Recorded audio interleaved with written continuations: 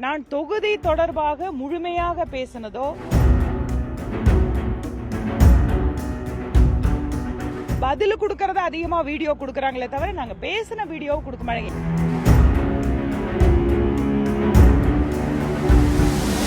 மாநில அரசு கடுமையான நடவடிக்கை எடுக்காவிட்டால் இவர்கள் இதற்கு பின்னால் இருக்கிறார்கள் என்பதுதான் பொருள். சட்டப்பேரவை கூட்டத்தொடரின் போது சமீபத்திலே திராவிட முன்னேற்ற கழகத்தினுடைய கூட்டணி இண்டி கூட்டணி பெற்ற வெற்றி தொடர்பாக பாராட்டு, அதற்கென்று அவர்கள் பேசுகின்ற நேரம் அதிகமாக இருந்ததே தவிர மக்களுடைய பிரச்சனைகளுக்கான நேரம் என்பது மிக குறைவாகத்தான் நாங்க பார்த்தோம்.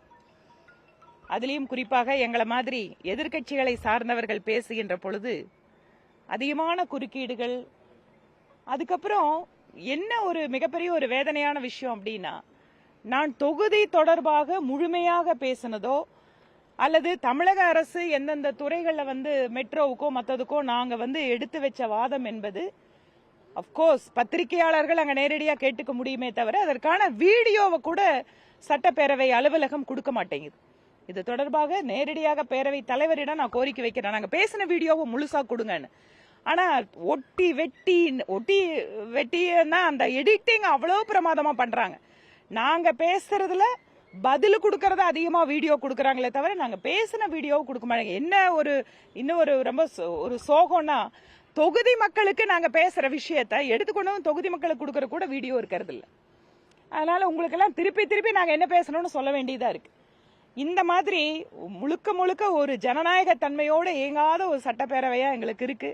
ரொம்ப ஒரு சவாலான ஒரு சூழலா தான் இருக்கு அங்க நாங்க பேசுறதும் பதில்களை வாங்குறதும்.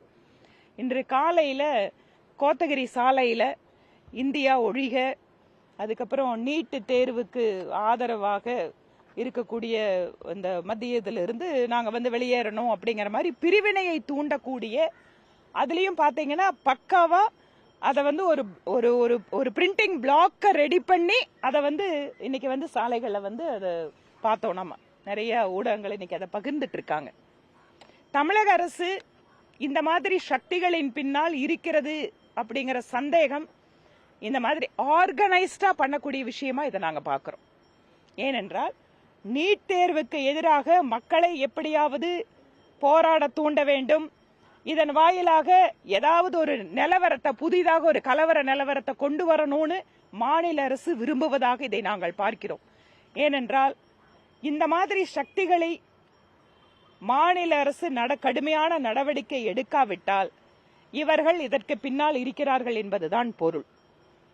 மத்திய அரசும் மாநில அரசும் எத்தனையோ விஷயங்கள்ல முரண்படலாம், ஆனால் நாட்டினுடைய ஒற்றுமை என்பது முக்கியமானதாக இருக்க வேண்டும். ஒற்றுமைக்கு எதிராக இருக்கக்கூடிய சக்திகளை அரசியல் லாபத்திற்காக மாநிலத்தினுடைய முதலமைச்சர் திரு ஸ்டாலின் அவர்கள் இந்த மாதிரி செயல்களை ஈடுபடுபவர்கள் மீது நடவடிக்கை எடுக்கணும், ஊக்குவிக்க கூடாது என்பது எங்களுடைய கோரிக்கை. இதை நிச்சயமாக மக்கள் கிட்ட தேசியத்தை விரும்புகின்ற, தேச ஒற்றுமையை விரும்புகின்ற மக்கள் இதை ஒருபோதும் விரும்ப மாட்டார்கள். இதை அரசு உடனடி கவனம் எடுத்து செயல்பட வேண்டும் என்பது எங்களுடைய கோரிக்கை.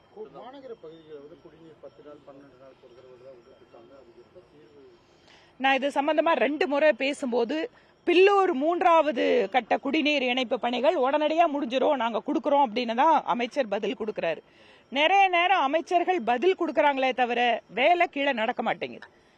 அதனால ஒவ்வொரு முறையும் அவங்க பதில் கொடுத்துட்டாங்கன்னா அதை வச்சு திருப்தி அடையிறது இல்ல. நாங்க தொடர்ச்சியா ஃபாலோ பண்ணிட்டு தான் இருக்கோம்.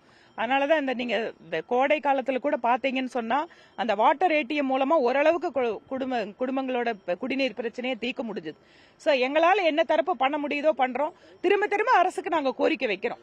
நீங்க பாருங்க, நம்ம கோடைமழை காலம் வந்தாச்சு, மான்சூன் ஆரம்பிச்சாச்சு கோயம்புத்தூர்ல. ஆனா சிறுவாணி டேம தூர் வராதால, அது ஆழப்படுத்தாதால அப்படியே இருக்கு. நீர்வளத்துறை அமைச்சர் அவருக்கே இயல்பான நகைச்சுவை தன்மையோட பேசுறதெல்லாம் சரிதான். ஆனால் ஒருவேளை நீண்ட காலமா அரசியல் அனுபவத்தில் இருக்கிறதால அவர் இவ்வளவுதான் முடியும் அப்படிங்கறத சொல்றத கூட ரொம்ப வெளிப்படையா சொல்லுகிறாரோன்னு தோணுது. அவர் சாராய கிக்கில் இருந்து ஆரம்பிச்சு நீர்வளத்துறை கோரிக்கைகள்ல அவர் பதில் சொல்றது கூட அவரோட அனுபவத்தின் காரணமா அது நடக்காதுன்னு இருக்கிறதுனால ஒரு முடிவுக்கு பேசுறாரான்னு எங்களுக்கு தெரியலீங்க.